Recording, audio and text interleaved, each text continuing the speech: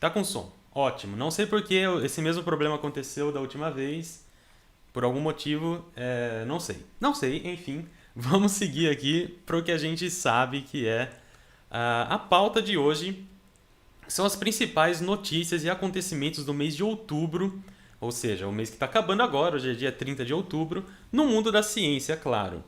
É, eu gostaria então primeiro de agradecer a todo mundo que está aqui, já lembrar vocês que a avaliação de vocês ajuda bastante, então like aqui embaixo. E caso você não seja inscrito, por favor se inscreva no canal, porque isso ajuda bastante. Já mandar um salve ali pro Dan do Velocidade Alta, que mandou uma mensagem aqui no chat, muito legal. Valeu, Dan.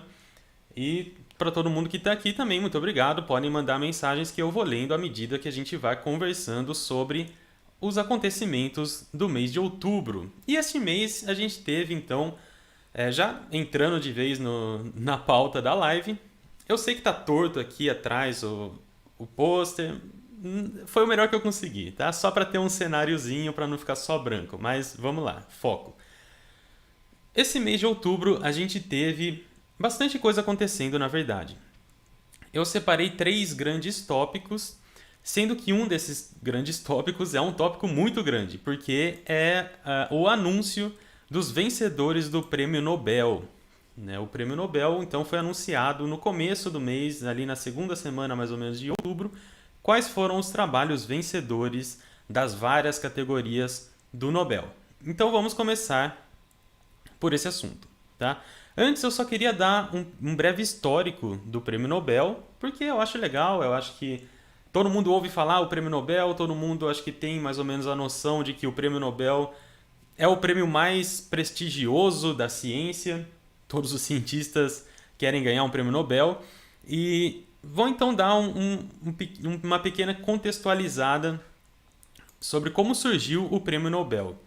Bom, o Prêmio Nobel, né, ele começa com a história do seu criador, Alfred Nobel, que era um químico e engenheiro sueco. O Prêmio Nobel, até hoje, é sediado na Suécia. Bom, o Alfred Nobel, ele nasceu em Não, calma, isso, ele nasceu... Eu acho que está errado. Eu anotei aqui... já começou o primeiro erro. Eu anotei aqui o ano de nascimento dele, mas eu acho que eu anotei errado, então não vou nem falar. Mas o importante é que ele nasceu no século XIX, ou seja, nos anos 1800. E ele foi um químico engenheiro, ele teve mais de 300 invenções, e essas invenções foram muito bem sucedidas. Ele teve uma carreira extremamente bem sucedida como um químico e inventor. E a sua principal invenção, a invenção que mais lhe rendeu prestígio e dinheiro também, foi a dinamite. Ele foi o inventor então da dinamite. E a dinamite ela revolucionou muitas coisas, né? Dentre elas, vários processos de mineração, por exemplo, e claro, revolucionou como uma nova forma de matar outros seres humanos. E isso foi algo que começou a pesar um pouco na cabeça do Nobel. Ele começou a ver que talvez ele estivesse fazendo mais mal do que bem, embora quando ele inventou a dinamite, essa não foi a intenção dele. Bom, em 1888, o irmão do Nobel morreu, o irmão do Alfred morreu, só que o jornal lá de Estocolmo entendeu errado, não sei que confusão aconteceu, e eles colocaram no obituário que foi o Alfred Nobel que morreu. Então o Alfred leu o seu próprio obituário, e lá naquele obituário não tinham coisas muito legais sendo ditas sobre ele. Ele foi chamado de o químico da morte, alguma coisa assim, justamente por conta da sua invenção que foi tão usada nos meios militares. E por conta desse choque de ter visto como que as pessoas iam se lembrar dele, ele, né, no seu testamento, depois que ele morreu, viram lá o testamento dele, existia então o desejo dele de criar uma premiação para aqueles que realizam o maior benefício para a humanidade. Essas foram as palavras deixadas no testamento dele. Então ele queria premiar, ele doou uma grande parte da sua fortuna para criar esse prêmio para as pessoas que gerassem os maiores benefícios para a humanidade. E ele criou então 5 categorias, que para ele eram as importantes, né? Ele que escolheu, afinal o prêmio foi ele que criou. E as categorias são física, química, que eram são duas áreas em que ele dominava e que ele trabalhava. Medicina, porque ele via a importância, né, como um avanço para a humanidade. Literatura, simplesmente porque ele gostava muito de ler. E paz, né? O Nobel da Paz, então, ele foi criado como uma forma de tentar, né, na cabeça do Nobel, essa foi a lógica dele, tentar compensar os males que ele criou, incentivando as pessoas a criarem políticas e ações que fomentassem a paz. Então, o Prêmio Nobel foi criado, como ele desejou. Foi criado, na verdade, uma instituição chamada Fundação Nobel, e essa fundação é quem organiza o Prêmio Nobel todos os anos, desde lá do comecinho, desde a primeira premiação que ocorreu em 1901. Depois, só terminando a história, em 1968, o Banco da Suécia fez uma doação grande para essa fundação, para que eles criassem uma nova categoria de premiação, que foi então chamado de Prêmio do Banco da Suécia para as Ciências Econômicas em memória de Alfred Nobel, que é comumente chamado de Nobel da Economia. Mas na verdade a categoria de economia não é chamada, né, tecnicamente não tem o mesmo nome de Prêmio Nobel. Ela é o prêmio em memória de Alfred Nobel, criado pelo Banco da Suécia em parceria com a Fundação Nobel. E a partir daí, então, essa história toda, apenas para dizer que esse, então, é o prêmio que tem mais prestígio na comunidade científica, e desde lá, então, do comecinho do século XX, vem premiando os trabalhos que eles julgam mais relevantes para o avanço da humanidade. Claro que tem controvérsias, de tempo em tempo acontece alguma coisa que o pessoal não gosta, mas vamos focar no Prêmio Nobel de 2020, que, na minha opinião, na parte que eu entendo, que é principalmente Química e Física, foram duas premiações bem legais. O Nobel de Medicina, deu uma gritada, espero que não tenha estourado o áudio. O Nobel de Medicina foi ganho, então, por 3 pessoas, foi dividido 1/3 para cada um, e foram, então, o Harvey Alter, Michael Hilton e Charles Rice, os 3 americanos, e foi dado pela descoberta do vírus da hepatite C. Tá? Um trabalho muito importante feito por esses 3 pesquisadores. Na verdade, eles eram independentes e acabaram contribuindo um com o outro. E foi uma série de trabalhos, na verdade, que se estenderam desde 1972 e culminaram até em 1997 para basicamente fechar tudo que eles fizeram nessa área. E os pesquisadores então foram capazes de identificar o vírus da hepatite C. Até então, só eram conhecidos os vírus das hepatites A e B, e a hepatite C era chamada, inclusive, de hepatite não A e não B. Então, era uma doença meio misteriosa, a gente não sabia exatamente o que causava ela, se era viral ou não. E esses pesquisadores conseguiram, então, identificar esse vírus, conseguiram compreender o mecanismo que ele atua, e isso levou ao desenvolvimento principalmente de testes de hepatite C, que não existiam antes. Então agora existem testes que são muito fáceis de fazer no sentido operacional mesmo, né? Você aplicar o teste é uma coisa bastante fácil e você identifica se aquela amostra de sangue está ou não contaminada com o vírus da hepatite C. E isso, por exemplo, foi muito importante não só para identificar as pessoas doentes, mas também para eliminar transmissão da hepatite por transfusão de sangue. Era uma coisa que acontecia bastante e agora sempre que alguém faz uma doação de sangue, esse sangue passa pelo teste da hepatite C e isso diminuiu incrivelmente a transmissão da doença, que ainda hoje é a principal causa de transplante de fígado no mundo, né? A hepatite C ainda é uma doença muito grande, está longe aí de ser erradicada, mas a descoberta do vírus e todo o estudo por trás disso foram um passo muito grande na direção da gente tentar diminuir cada vez mais a ocorrência da doença e, quando ela ocorrer, tratar da melhor forma possível. Além dos testes, também foram desenvolvidos medicamentos capazes até de curar a doença, né? Eu não sei exatamente como que está, medicina não é a minha área, tá? Não sei exatamente como é o tratamento da hepatite C, mas se o tratamento existe é porque foi descoberto o vírus para começo de conversa. Então, o Prêmio Nobel desse ano, de 2020, foi para esses 3 pesquisadores que fizeram essa descoberta importante na área da medicina, que é o vírus da hepatite C. Vocês veem que então o Prêmio Nobel às vezes ele é bem atual, mas muitas vezes ele acaba premiando trabalhos que aconteceram um tempo atrás e só foram ter uma repercussão agora, ou então simplesmente outros trabalhos foram passando na frente e acabou ficando para trás. Vocês vão ver que esses 3 vencedores aqui nem são os mais antigos desse ano, né? Nem são os trabalhos mais antigos do Nobel desse ano. Tudo bem? Bom, partindo para a próxima categoria então, vamos passar por todas elas. Faltam 2. A próxima é o Nobel de Química, ganho por Emmanuelle Charpentier. Eu não sei falar, o nome dela é francês, ela é francesa e alemã, ela tem provavelmente dupla cidadania. E a Jennifer Doudna, não sei falar direito também, que é americana.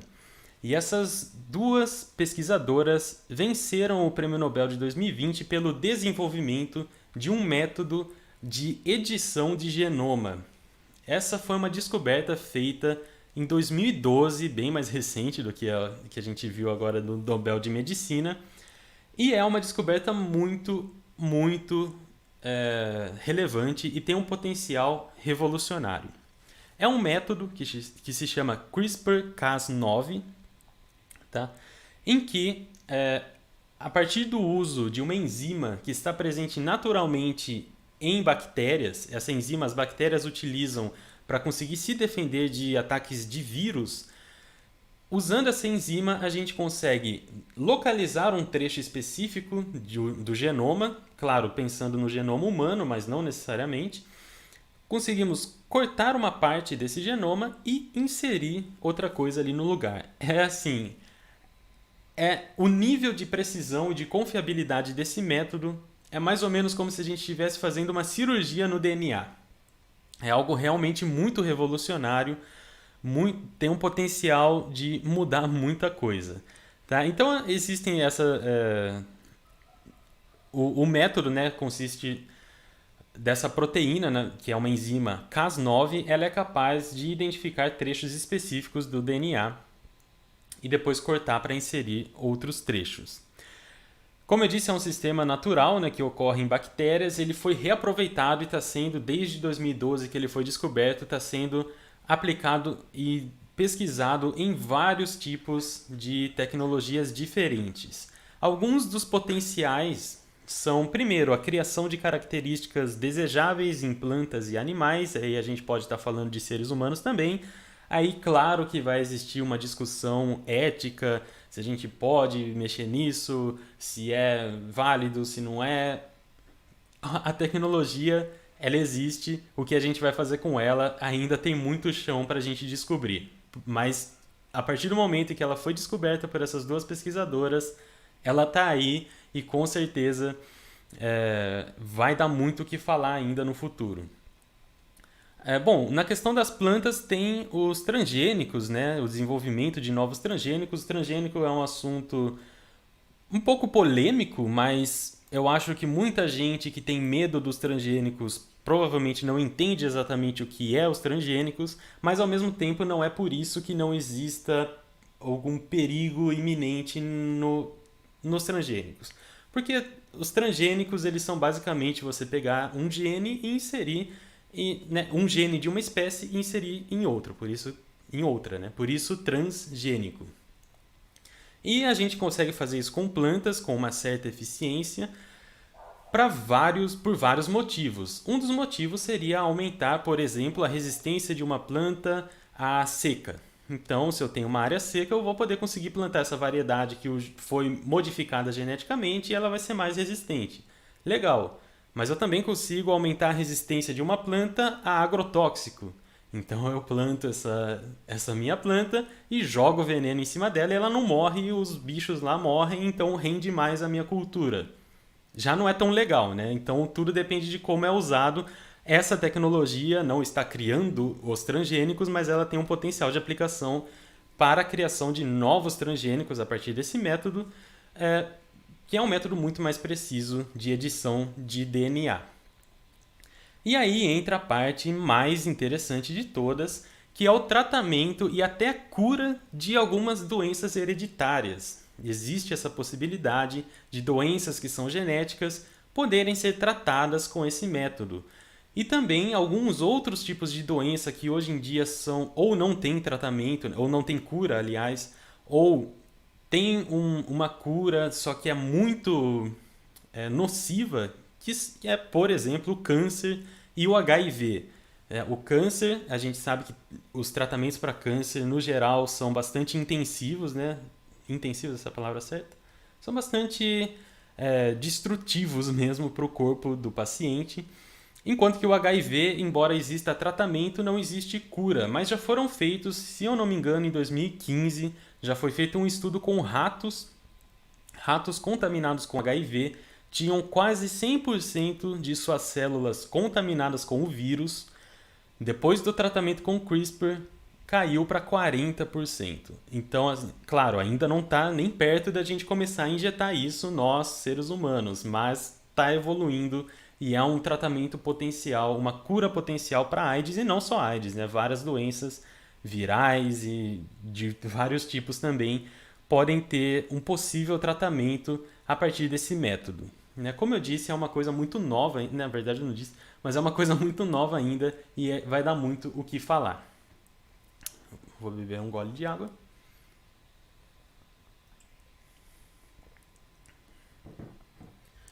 Por fim, fechando o Prêmio Nobel, vamos falar do Prêmio Nobel de Física.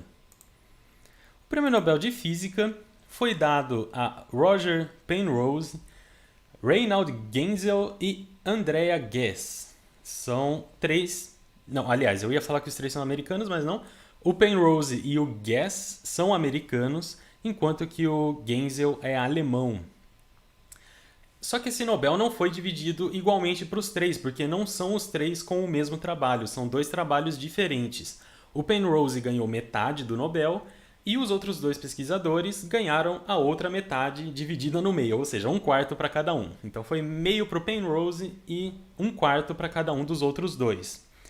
Enquanto o Penrose ganhou pela descoberta que a formação de buracos negros é uma previsão robusta da teoria da relatividade geral, os outros dois pesquisadores venceram o Nobel pela descoberta de um objeto compacto supermassivo no centro de nossa galáxia. São dois trabalhos muito legais, foi um Nobel bem interessante, porque são dois trabalhos muito relacionados, só que eu acho que a lógica, por trás da premiação desses três pesquisadores é que o trabalho do Genzel e do Ghez é completamente dependente do Penrose. O Penrose, em 1965, ele provou matematicamente que buracos negros são uma consequência da teoria da relatividade geral de Einstein, que não acreditava na existência de buracos negros. A teoria da relatividade geral, claro que eu não vou explicar ela inteira aqui, é um assunto complexo, eu vou só dar uma pincelada. A teoria da relatividade geral, ela é uma forma diferente de ver a gravidade. A gravidade a gente lembra lá de Newton no século XVI, 16 ou 17, por aí. Ele criou a teoria da gravitação universal, que via a gravidade como uma força que atrai, é uma força de atração entre dois corpos que têm massa. E essa visão da gravidade foi muito útil, foi revolucionária, foi super interessante, até que chegou um cara chamado Einstein e mudou isso. Hoje em dia, nós sabemos que a gravidade não é exatamente isso, embora a gravitação universal de Newton seja muito útil em vários aspectos. Quando a gente estuda vários sistemas, ela pode ainda ser uma boa lei para prever o que acontece em uma interação gravitacional entre dois ou mais corpos. Só que em alguns casos específicos ela não explica. Quem explica é a relatividade geral de Einstein. A teoria da relatividade provavelmente é a teoria mais famosa de todos os tempos, mas também é uma das mais incompreendidas. Ela diz que um corpo que possui massa, na verdade, ele distorce o espaço-tempo em volta dele. É meio difícil visualizar isso, é meio difícil explicar apenas verbalmente, mas é isso que a teoria da relatividade geral nos diz. Esse corpo que contém massa, então, ele cria uma distorção no espaço em volta dele e essa distorção é percebida como a gravidade, como uma atração entre esses dois corpos. Se você imaginar um corpo, que o meu punho aqui é um corpo com massa, um outro corpo passando pelo espaço distorcido em torno dele, mesmo que ele passasse em linha reta, ele ia ter uma trajetória curva por conta da distorção do espaço em torno desse corpo. E é assim que a gravidade funciona segundo a teoria da relatividade geral de Einstein, que está mais do que comprovada e recomprovada e recomprovada. Todo mês sai uma comprovação nova dessa teoria. O pessoal está doido para continuar comprovando. Na verdade, eles estão doidos para descomprovar, porque ela é tão boa que a gente está procurando em algum lugar que ela não funcione para continuar, para dar outro empurrão para a gente tentar compreender por que ela não funciona naquele lugar e assim continuar evoluindo o nosso conhecimento. Porque ela funciona de todo jeito e tem alguns problemas de compatibilidade da teoria da relatividade geral com a teoria da mecânica quântica, que são as duas grandes teorias da física moderna. Elas explicam tudo o universo à nossa volta, exceto algumas pequenas coisas que a gente ainda não tem uma explicação. Então, dito isso tudo, se um corpo, agora então, segundo Einstein, se um corpo ele distorce o espaço, então ele não atrai só massa, ele consegue atrair e distorcer e desviar a luz. A luz que está passando por esse espaço distorcido, ela também também tem a sua trajetória alterada por conta dessa distorção. Se a luz tem a trajetória alterada, então a gente volta lá no Penrose, que provou matematicamente que pode existir pontos no espaço que são tão densos que a luz acaba caindo dentro deles e não consegue escapar mais. A atração gravitacional dessas singularidades, são um nome bastante usado para descrever o que há dentro de um buraco negro. A atração gravitacional é tão grande que a distorção do espaço em torno dele faz com que a luz consiga entrar, mas não consiga sair. A partir de um ponto, ela não tem mais a velocidade que ela precisaria viajar para escapar é maior do que a velocidade da luz, e a luz não viaja mais rápido que a velocidade da luz. Então, os buracos negros são uma consequência da teoria da relatividade geral de Einstein, e isso foi provado por Roger Penrose, e por isso ele recebeu agora, em 2020, o Nobel de Física. Os outros dois pesquisadores, eles estavam desde 1990 fazendo trabalhos focados em Sagitários A estrela. O que é Sagitários A estrela? Sagitários A estrela é o nome dado ao ponto de emissão de rádio, de ondas de rádio, que existe no centro da nossa galáxia. No meio da Via Láctea existe um ponto muito ativo, muito brilhante, com muitas estrelas, muitas coisas acontecendo, e ali no meio existe uma fonte de ondas de rádio. E essa fonte foi o foco do estudo desses dois pesquisadores desde os anos 90. E eles estudaram a interferência gravitacional que esse ponto tem em estrelas que estão ali próximas. As estrelas próximas a esse ponto no centro da Via Láctea, elas estão orbitando esse ponto bem no meio com uma velocidade absurda. Lembrando que estrelas são gigantescas, né? O Sol, que é uma estrela mediana, ele é muito maior do que a Terra, por exemplo, e a Terra orbita o Sol. Para você fazer uma estrela, que é um objeto muito massivo, né, muito pesado, orbitar alguma coisa, essa coisa que ela está orbitando tem que ser muito mais pesada ainda. E a partir de vários estudos, a partir do rastreamento da trajetória dessas estrelas que estão orbitando esse ponto central, foi-se constatado que este ponto central no centro da nossa Via Láctea, central no centro, na nossa Via Láctea, é um buraco negro supermassivo, um buraco negro com massa muito grande. O tamanho dele é mais ou menos do tamanho do nosso sistema solar, tá? E ele tem 4 milhões de vezes a massa do Sol. Este monstro está no centro da nossa galáxia, a Via Láctea. Tudo que está na galáxia está orbitando este buraco negro gigantesco, inclusive o Sol, que está num dos braços da Via Láctea, mas ele está orbitando o centro. E essa descoberta levou aí a outra metade do Nobel sendo dividida pelos dois pesquisadores que a fizeram. E é isso, o Prêmio Nobel, passamos por todas as categorias, tudo isso foi divulgado no começo desse mês, bastante relevante, bastante legal. A cerimônia do Nobel ainda vai acontecer mais para frente no ano, não sei como que vai ser, com pandemia, se vai ser presencial, o que vai acontecer, não faço a menor ideia. Mas os trabalhos vencedores do Prêmio Nobel de 2020 foram esses. E essa é aí a primeira parte da live que eu queria trazer para vocês, que deu já metade do tempo que eu quero aqui. Claro que não existe limite de tempo, mas eu também não quero me estender para sempre. Bom, é isso. Prêmio Nobel, fomos, terminamos, conseguimos. Vamos partir para a próxima grande notícia, o próximo grande acontecimento do mês de outubro, que foi algo muito legal mesmo. Nós tivemos a sonda Osiris-Rex, eu não sei em português se fala assim mesmo, em inglês Osiris-Rex, coletando uma amostra do asteroide Bennu. E isso foi uma missão espacial histórica. Histórica, foi algo incrível, que aconteceu dia 20 de outubro agora. Faz pouquíssimo tempo, inclusive, eu lembro de ter assistido essa live, parece que foi ontem. Enfim, o asteroide Bennu é um asteroide...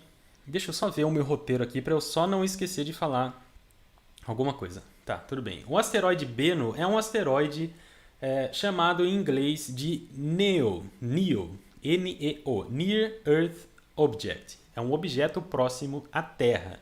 Ele tem esse nome porque a órbita dele é próxima da órbita da Terra. Vocês vão ver muito em todas as notícias falando assim: NASA coleta amostra de asteroide que pode colidir com a Terra. Realmente, o Bennu pode vir a colidir com a Terra, mas isso poderia acontecer daqui milhares de anos e a chance ainda assim é bem pequena. Então não é por isso que está sendo coletada essa amostra. Já vou falar dos objetivos dessa missão. Por que coletar uma amostra de um asteroide a mais de 200 milhões de quilômetros da Terra foi algo relevante o suficiente para a NASA gastar um monte de dinheiro e fazer isso? Bom, essa sonda foi lançada em 2016 e ela chegou no asteroide em 2018. Tá? E isso porque eu vou mostrar aqui uma animaçãozinha do porquê que demorou tanto. Deixa eu vir aqui pro lado. É o seguinte, essa animação aqui, a gente tem em azul a órbita da Terra, em verde é a órbita do asteroide, você vê que ele tem uma órbita levemente parecida com a da Terra, e em rosa é a sonda Osiris-Rex. E olha lá, começou, acabou de lançar, foi ali naquele ponto, o lançamento nesse ponto aqui do foguete, e ele teve que dar aí 2 voltas em torno do Sol para alcançar o asteroide Bennu. E 2 voltas em torno do Sol são 2 anos, né? Na animaçãozinha aqui é bonitinho, é legal, é rapidinho, mas na vida real demorou 2 anos para ele chegar. Por isso que vocês vão ver também que vai demorar um pouco para a gente ter essas amostras aqui na Terra com a gente. A gente não, né? É o pessoal da NASA que fez o trabalho que vai ter essas amostras. Bom, chegando lá no Bennu, era um asteroide que já estava sendo monitorado por estações aqui na Terra, por telescópios, radiotelescópios e um monte de coisa. Só que, claro, chegando lá pertinho com uma sonda, foi-se feito ali uma imagem, né, do asteroide,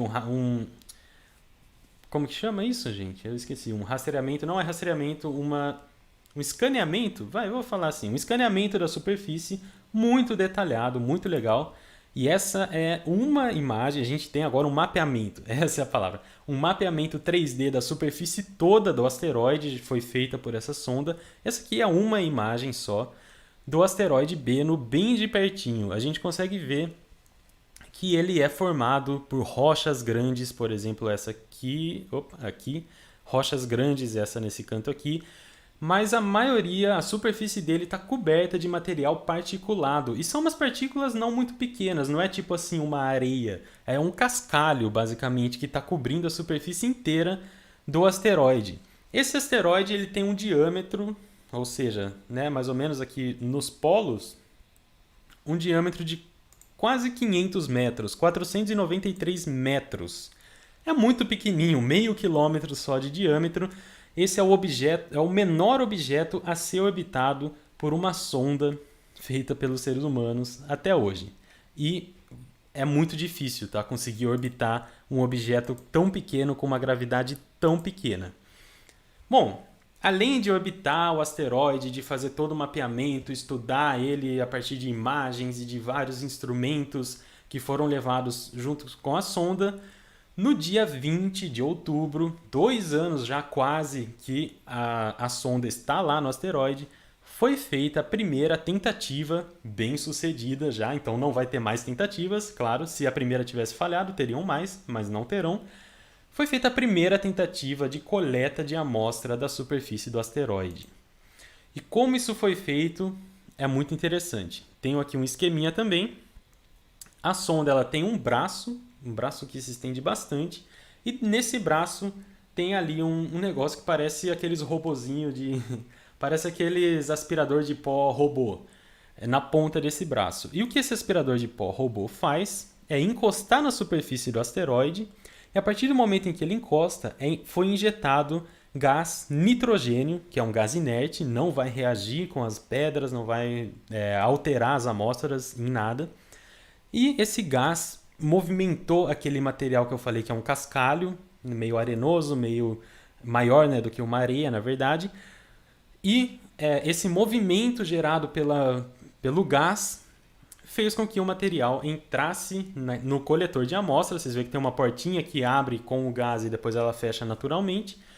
Essa amostra então entrou nesse coletor e foi presa. Isso durou 5 segundos. Deixa eu tirar aqui que eu coloquei minha mão na frente. Durou 5 segundos o contato que foi feito com o solo. E foi o suficiente para coletar aparentemente bastante amostra. Eu já vou falar por que a gente não sabe exatamente a quantidade. O objetivo da missão era coletar 60 gramas. É pouquíssima coisa. Tudo isso foi feito com o objetivo em mente de que se coletasse 60 gramas, estava ótimo, valeu a pena. Mas tudo indica que coletou muito mais. Talvez quase 2 quilos, que é muito mais do que o objetivo principal. Mas não estou falando que foram 2 quilos. A gente não sabe quanto foi, mas tudo indica que foi bastante. Bom, vamos colocar aqui então. Eu tive que dividir em 2 partes, porque eu só achei assim, mas imagens reais de como foi essa aproximação. Embora sejam, olha o meu dedo aqui, embora sejam imagens reais, não estão na velocidade real que aconteceu, tá? São imagens aceleradas. O coletor se aproximou do asteroide mais ou menos a 5 centímetros por segundo. E essa primeira parte do GIF é a aproximação e depois a segunda parte é o toque. E a gente vê que tocou e virou uma bagunça, né? Parece que ele bateu e voltou, mas é por causa dessa imagem acelerada, tá? Ele na verdade bateu, ficou 5 segundos coletando a amostra e depois se distanciou. Só que como a imagem é acelerada, é rapidinho, né, que acontece na imagem. Ele então tocou nesse asteroide, conseguiu fazer lá, soltar o gás, remexer todo aquele material na superfície do asteroide, fez uma bagunça muito grande ali no asteroide, até maior do que eles imaginavam que ia fazer, e saiu de perto o mais rápido possível para a própria bagunça que eles fizeram também não afetar o equipamento todo, que é muito delicado, embora sejam pedras ali que eles mesmos estão levantando, né? A própria sonda fez essa bagunça toda, ela também é suscetível a algum dano que poderia ser causado por isso. Então ela não só tocou e se afastou, ela tocou e foi embora. Ela saiu de perto do asteroide, ela foi para mais de 10 quilômetros de distância do asteroide, depois estabilizou, tá tranquila, voltou de boa. Tudo isso para evitar qualquer possível dano. No momento em que tocou, claro, análises posteriores viram que aquela parte ali, o coletor de amostra, penetrou no material, ali naquele cascalho, né, que eu falei, aquele material particulado, penetrou mais ou menos 2 centímetros. É bastante coisa, ele conseguiu penetrar e depois soltar o gás, e isso é um dos maiores indicativos de que a coleta rendeu muito material, mais até do que era imaginado, porque não se sabia se ele ia conseguir penetrar ou não. E foi uma coisa muito positiva isso, que ele tenha penetrado ali mais ou menos 2 centímetros na superfície do asteroide antes de injetar o gás e fez uma coleta muito bem sucedida. Depois da coleta, alguns dias depois, o braço robótico da sonda virou o coletor para a sonda, como se eu fosse a câmera da sonda, para ver o que tinha ali embaixo do coletor. E foi isso que eles viram, que as câmeras da sonda viram. Isso foram alguns dias depois da coleta. Reparem duas coisas importantes que eu quero falar. Primeiro, que embaixo do coletor tem várias bolinhas, né? Essas bolinhas menores foram... não, desculpa. As bolinhas menores, na verdade, eu não sei o que é, mas as bolinhas maiores, elas são tipo um velcro de aço inoxidável. É um material esponjoso, assim, um material rugoso, para que, se não coletasse nada com o gás, pelo menos algumas pedrinhas iam ficar grudadas nessa esponja de aço inoxidável, né, digamos assim. Então existia isso também como um backup para coletar pelo menos alguma amostra.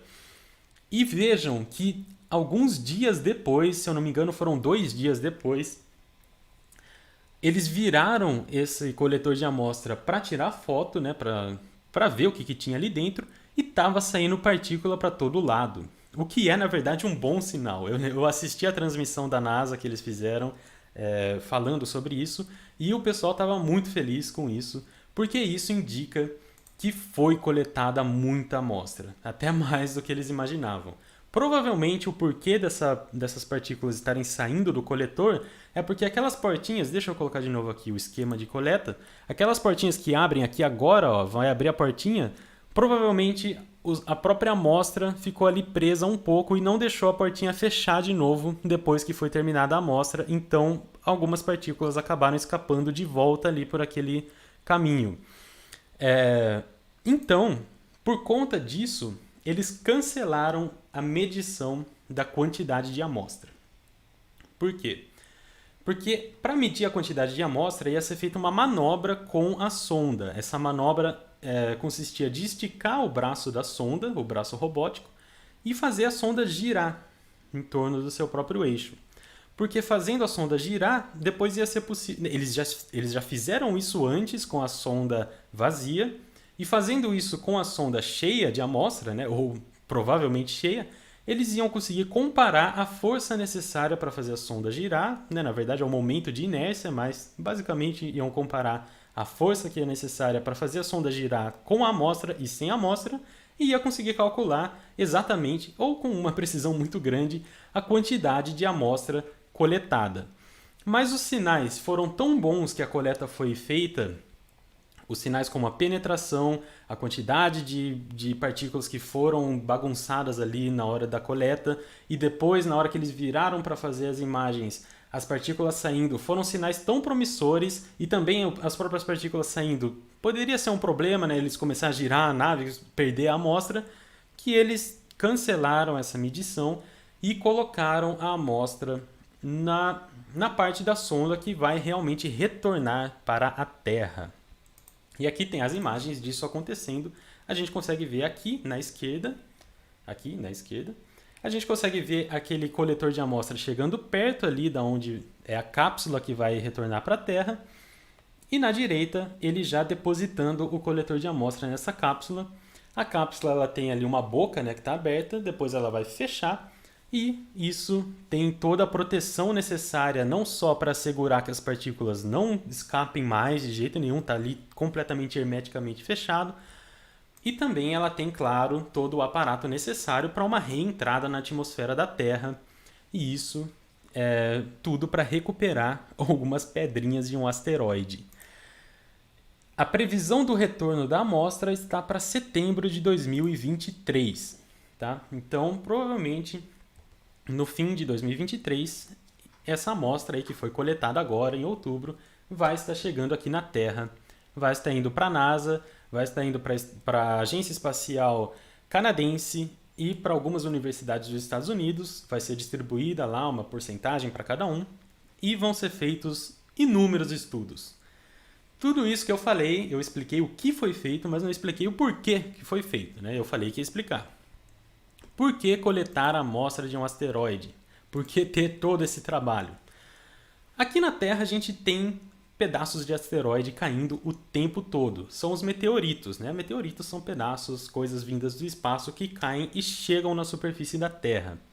Só que esses meteoritos, eles passam primeiro por um ciclo térmico muito intenso, eles queimam na atmosfera, pode chegar a mais de 2000 graus Celsius, e depois eles caem na superfície, tem um impacto, uma liberação de energia muito grande, então isso pode alterar o material também, além do ciclo térmico. E, claro, dependendo da idade do meteorito, ele está sujeito à água, na Terra tem oxigênio atmosférico, tem atividade biológica, tem um monte de coisas que interferem naquela amostra. A gente estudar meteorito é muito diferente da gente estudar um pouco de asteroide que está lá no espaço intacto. E essa é a palavra-chave, intacto, porque os asteroides eles são os restos da formação do Sol e dos planetas no nosso sistema solar. Foi, né, eu expliquei, tem um vídeo inclusive que eu explico como são formados os planetas. Se você quiser ver depois, pode procurar aqui no canal. E depois que, né, claro, nem todo o material que estava na nebulosa que formou o Sol, a Terra e todos os planetas acabou juntando para formar planetas. Inclusive a gente tem 2 cinturões de asteroides no nosso sistema solar. Um entre Marte e Júpiter, que é o chamado de cinturão de asteroides, e outro lá depois de Plutão, que é o cinto Kuiper, ou Kuiper, depende da pronúncia. São 2 regiões que estão cheias de asteroides, cheias desse material que é a sobra da formação dos planetas. E isso é muito relevante, porque esse material ele está praticamente intacto por bilhões de anos. Ele é basicamente os tijolos de formação da Terra e dos outros planetas. Então a gente estudar eles daquela forma que eles estão ali intactos, sem ter sido submetidos a ambientes agressivos, a variações de temperatura gigantes, a processos biológicos ou qualquer coisa assim, vai nos dar uma ideia muito melhor de como era o sistema solar durante a formação dos planetas. Então, estudando o asteroide Bennu, a gente vai entender muito mais sobre a Terra, o nosso planeta, e os outros planetas também, e todo o sistema solar, né, como um todo. Por isso que essa missão foi tão importante. Esse esforço eu não consigo nem imaginar como que foi o desenvolvimento, o trabalho de criar uma sonda dessa, um mecanismo desse, uma máquina capaz de fazer essa missão. É um negócio realmente incrível e foi muito legal. Eu gostei bastante dessa notícia e quis trazer aqui para vocês.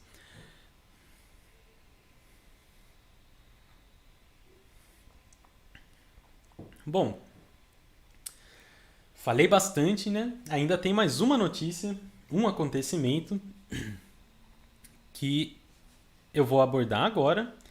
Já são 10 para as 9. Eu não quero passar muito das 9, mas eu acho que não vamos passar. Colocando o meu negocinho de manchetes aqui. Partindo então agora do asteroide Bennu, depois de tudo isso que eu falei, vamos falar sobre a água molecular encontrada na Lua. Tá? Essa foi uma notícia mais recente, né? Apareceu agora, poucos dias atrás, e descobriram água na superfície da Lua. É um negócio meio, talvez inesperado, não sei. Não sei, vamos ver.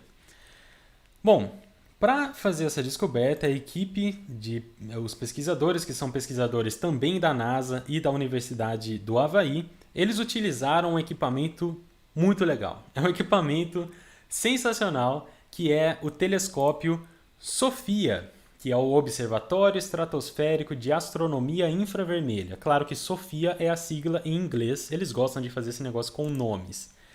Por que esse observatório é tão legal, né? Por que eu estou falando que é legal? Porque ele é um telescópio montado num 747, é um avião, é um telescópio avião. Eu tenho aqui imagens. Olha só. Aqui na imagem de baixo a gente tem a parte de trás do avião, que é onde abre um compartimento e expõe o telescópio para ele fazer a observação. E aqui em cima é o telescópio em funcionamento em pleno voo. Então esse equipamento Ele é um telescópio de infravermelho. Ele sobe, ele consegue subir lá, né? Claro, porque está montado num avião. A altitudes muito grandes, né, na estratosfera, e isso elimina muito dos ruídos que a gente tem na atmosfera terrestre. Então ele é um intermediário entre um telescópio terrestre e um telescópio espacial. Muito mais barato do que mandar um telescópio para o espaço, por exemplo. Claro que são coisas diferentes, né? Tem sempre que medir o custo-benefício. Mas esse equipamento, então, foi utilizado para fazer observações de infravermelho na superfície da Lua. A Lua, já foi observada água na Lua, já no passado. Só que a água que foi encontrada na Lua, ela estava no fundo de crateras nos polos lunares. Nos polos lunares já tem uma incidência menor de radiação solar e se tem uma cratera no polo, existem pontos em que a luz nunca bate, a luz do Sol nunca bate. E nesses pontos já foi detectado água. Agora, a água foi detectada em pontos que o Sol bate, na superfície diretamente irradiada pela luz solar. Essa água ela foi encontrada principalmente próxima dos polos, mas também foi encontrada em latitudes mais baixas, ou seja, mais próximo do equador da Lua. Só que os autores deixaram bem enfatizados que essa água próximas do equador lunar provavelmente não estão distribuídas pela Lua toda, e sim só em alguns pontinhos, enquanto que nos polos ela está bem distribuída. Bom, foi-se observado mais ou menos a existência de 100 a 400 miligramas por grama de água na superfície da Lua. Ou seja, para cada grama de material da superfície, mais ou menos 100 a 400 microgramas, que é 1 milionésimo de grama, mais ou menos de 100 a 400 microgramas é água. E essas medições, isso aqui eu já falei. Bom, como é possível então ter água na superfície da Lua iluminada pelo Sol? Não tem atmosfera, então o Sol bate ali, a temperatura dispara, é uma diferença de temperatura entre a parte iluminada e a parte escura da Lua gigantesca, centenas e centenas de graus Celsius de diferença, porque onde bate o Sol esquenta, onde não bate não esquenta, não tem atmosfera para distribuir calor, não tem nada. Então como é possível ter água? Provavelmente essa água ela está presa em vãos entre as partículas da Lua, logo abaixo da superfície. Não é tipo muito abaixo, mas chega a ser superficial, mas também não é exatamente na camada mais externa de partículas. Tem ali, né, imaginando um material arenoso, a Lua sim é um material bem mais arenoso. Nos vãos entre as partículas pode ter água. E em vidros, sim, tem vidro na Lua. Vidro natural, causado principalmente por impactos de meteoritos na Lua, que podem chegar a fundir o material ali, as rochas lunares, e o resfriamento rápido desse material fundido gera vidro. E esse vidro pode estar encapsulando a água e assim permitindo a água de não escapar da Lua. Bom, algumas fontes possíveis dessa água são principalmente impactos de meteoritos e conversão de hidroxila em água. Tá? A hidroxila é um composto bastante incomum na Terra, assim, sozinho, né, isolado, mas nas condições da Lua ela pode existir. A Lua ela tem uma atmosfera muito, muito, muito, muito, muito rarefeita. Para os fins práticos, ela não tem atmosfera, mas se você analisar, existe sim uma concentração maior de gás próxima da superfície da Lua, principalmente de hidrogênio. E esse hidrogênio, combinado com o oxigênio que está sendo jogado pelo Sol e, né, cuspido ali várias partículas muito energéticas do Sol, consegue formar a hidroxila, que é um composto OH, um oxigênio para um hidrogênio, e essa hidroxila ela pode ser convertida depois em água. Essa é uma fonte possível, mas essa é a fonte menos provável. A fonte mais provável é que impactos... Tá, voltou o som. Tudo bem, eu estava terminando já de falar, não tinha mais muito o que acrescentar sobre esse assunto. Eu só ia dizer que a descoberta de água na Lua, que é um ambiente muito... bem difícil da gente imaginar que possa ter água, ela leva a principal coisa que a gente pode tirar dessa descoberta é que a água pode existir em alguns lugares em que a gente não tinha imaginado. Água molecular, tá? Não é a água combinada com minerais, formando ali ligações químicas fortes com minerais. Essa água já existe, chama-se água de hidratação, é um outro tipo de água, ela não é uma água livre. A água livre ela é mais importante, digamos assim, porque os seres vivos precisam de água livre. Então, imaginando que possa ter água na Lua, a gente começa a pensar, putz, mas se na Lua pode, será que em Marte dá? Marte já é bem mais frio, já tem atmosfera, já tem uma pressãozinha um pouco maior. Talvez tenha água ali misturada no material particulado de Marte também. E isso pode ser algo relevante. Essa descoberta é uma que vai levar a mais coisas para o futuro, muito mais importantes do que saber que tem água na Lua, é saber que a água pode existir nas condições que ela existe na Lua. Não sei se fez tanto sentido isso que eu falei, mas eu acho que deu para entender. Bom, já falei muito, já está mais de 1 hora em live, já estou muito tempo, já deu problema, já parou de som, já voltou. E é isso, gente. Isso que eu tinha para falar hoje. As notícias de outubro. Fiquei bastante tempo falando sobre o Nobel, mas o Nobel é muito relevante, então eu quis desprender mesmo esse tempo. Muito obrigado a todo mundo que assistiu, tá? Eu agradeço mesmo. Todo mundo que puder dar um like aqui. Eu não consigo ver agora quantos likes tem ou não. Mas todo mundo que puder dar um like, se inscrever no canal, sempre ajuda bastante. Obrigado a todo mundo que acompanhou, espero que vocês tenham gostado, espero que tenha sido informativo. Eu estou pensando em fazer essas lives uma vez por mês, vamos ver como é que vai ser, se eu consigo sempre ter assuntos, né, para falar, eu acho que sim. Esse foi bem focado, né, na parte de astronomia, mas eu quero trazer outros assuntos também à medida que eles forem acontecendo. E é isso. Até a próxima, então. Novamente, obrigado a todo mundo e tchau.